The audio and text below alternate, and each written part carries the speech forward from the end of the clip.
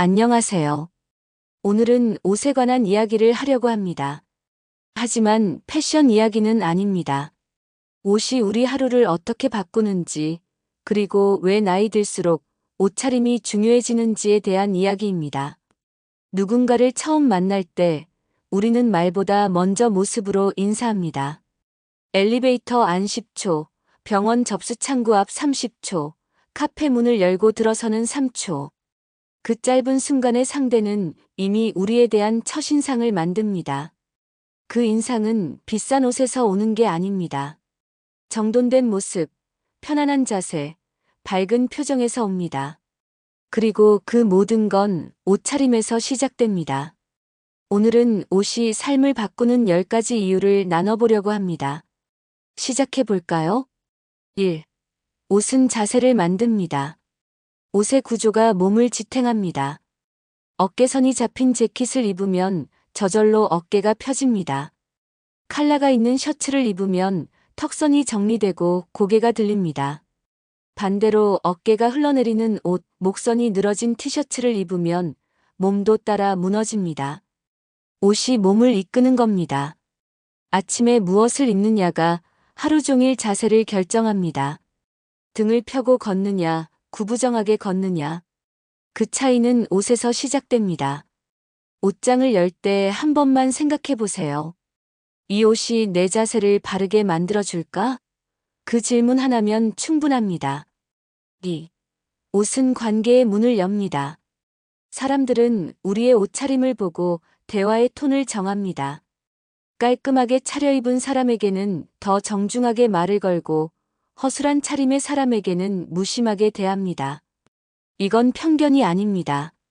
인간의 본능입니다.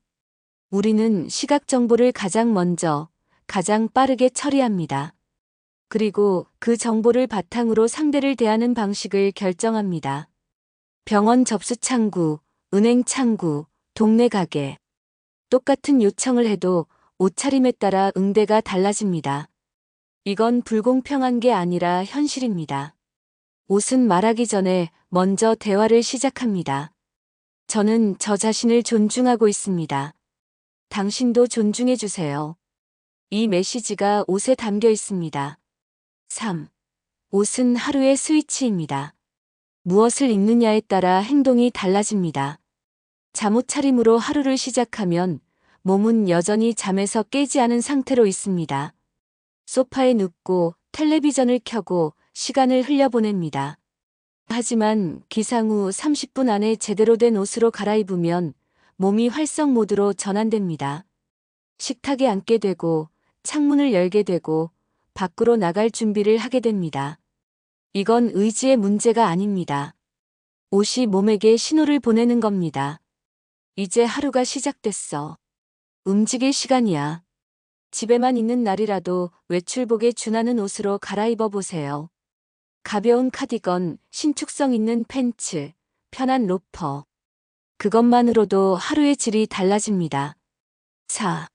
색은 얼굴을 밝힙니다. 얼굴 가까이에 어떤 색을 두느냐가 표정을 바꿉니다. 어두운 색은 그림자를 깊게 만들고 밝은 색은 빛을 반사해 얼굴을 환하게 만듭니다. 거울 앞에 서서 실험해 보세요. 검은색 상의를 입었을 때와 밝은 베이지색 상의를 입었을 때 얼굴이 어떻게 달라지는지 비교해 보세요. 눈동자의 선명함, 피부톤의 밝기, 입가의 그림자. 모든 게 색에 따라 변합니다. 특히 나이가 들수록 밝은 색이 중요합니다. 피부톤이 어두워지고 주름이 깊어질수록 얼굴 주변의 색이 그 차이를 보완해 줍니다. 스카프 하나, 컬러 하나로도 충분합니다.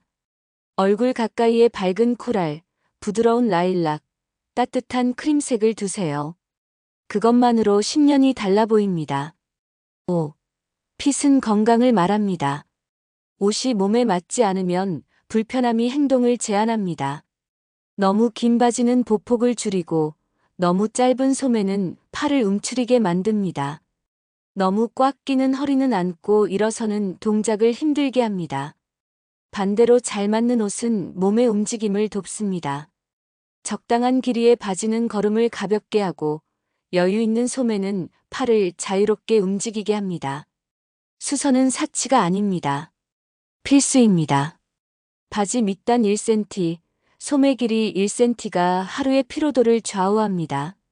바지는 신발 위에 살짝 닿을 정도로, 소매는 손등을 반쯤 덮을 정도로, 허리는 손가락 2개가 들어갈 정도로. 이 3가지만 맞춰도 옷이 몸과 협력하기 시작합니다. 6. 소재는 피로를 줄입니다. 같은 디자인이라도 소재에 따라 하루가 달라집니다. 통기성 없는 합성 섬유는 땀을 가두고 체온을 불규칙하게 만듭니다. 반면 면, 울, 혼방, 부드러운 니트는 공기를 순환시키고 체온을 일정하게 유지해줍니다. 소재는 피부와 직접 만납니다. 그래서 옷의 겉모습보다 중요한 게 안쪽입니다. 부드러운 촉감, 적당한 무게감, 자연스러운 신축성. 이 3가지가 갖춰진 소재는 하루 종일 입어도 몸이 편합니다. 정전기가 많이 일어나는 옷, 구김이 쉽게 가는 옷, 빳빳하게 서 있는 옷. 이런 옷들은 옷장에서 빼내세요. 아무리 예뻐도 몸이 불편하면 결국 안 입게 됩니다. 대신 코튼 니트, 스트레치 슬랙스, 가벼운 울 블레이저. 이런 옷들을 기본으로 채워나가세요. 7. 디테일이 품격을 만듭니다. 큰 장식보다 작은 디테일이 고급스럽습니다. 펄 버튼 하나, 작은 브로치 하나, 깔끔한 스카프링 하나. 이런 작은 요소들이 시선을 끌고 대화의 초점을 만듭니다. 반대로 너무 큰 액세서리, 반짝이는 장식, 과한 패턴은 시선을 분산시킵니다. 상대는 당신의 얼굴이 아니라 장식을 보게 됩니다. 포인트는 하나만. 브로치를 달았으면 귀걸이는 빼세요. 스카프를 했으면 목걸이는 생략하세요.